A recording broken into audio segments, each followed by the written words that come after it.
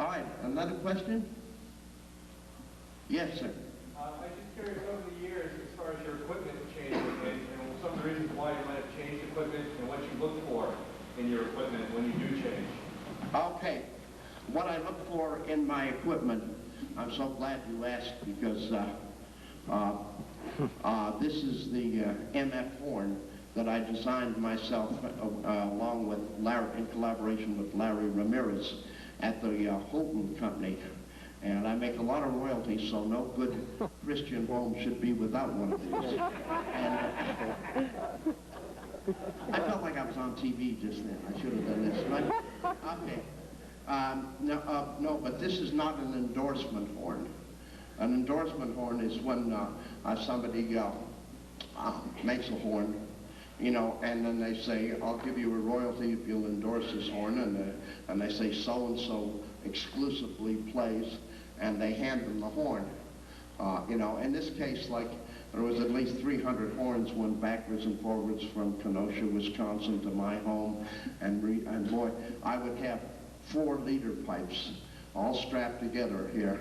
And, you know, in other words, I was very involved in the putting together of the horn, and this horn, Vito Pascucci, forgive me, does not work for everybody, because no horn does.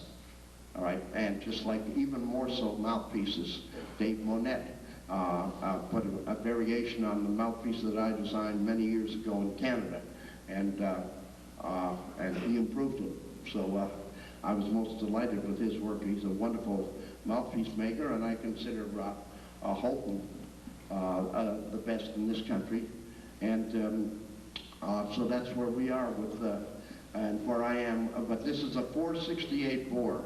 Now, once again, do not get caught up in sizes. You know, don't get your macho game going, you know. Somebody once called Larry Ramirez at Houghton, and he's a predominant fine lead trumpet player with one of the rock horn lines, you know. And they said, I want you to make me a very special horn. And he said, no, so other things. So Larry said, well, what size horn?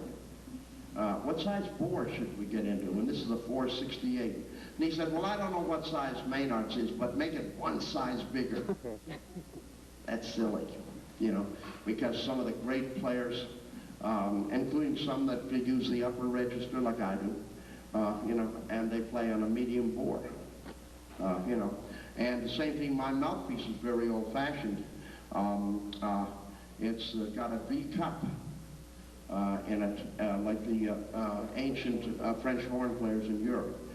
But also, Jack Teagarden, for those of you that know jazz history a little bit, trombone player, V cup, Vic Spiderbeck, Punny Bergen, and how many others, I'm not sure. But my mouthpiece looks like a funnel. It goes like this.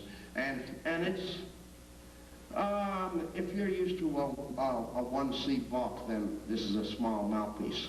But it's not a screamer mouthpiece as people think of it. And not only that, it has an enormous bore size. For those of you into numbers, size 15. You know, whereas most people use about a 25. Is that right, Carl? Yeah. And that's because I have a heavy airstream. Sorry about that.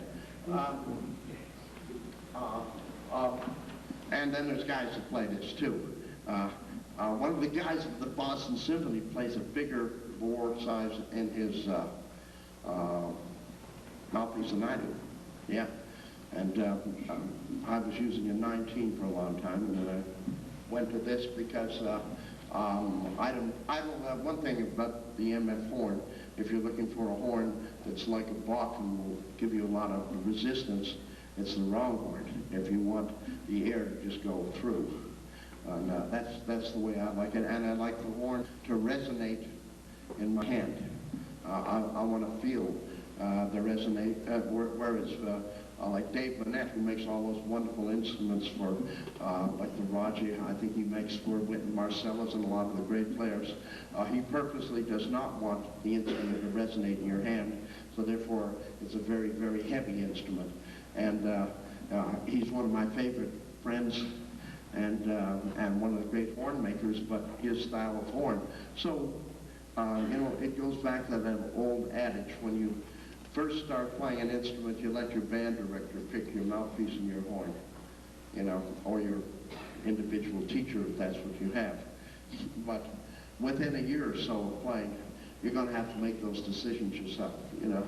Did I answer your question, or did I just ramble on? Yeah, no, you did. Oh.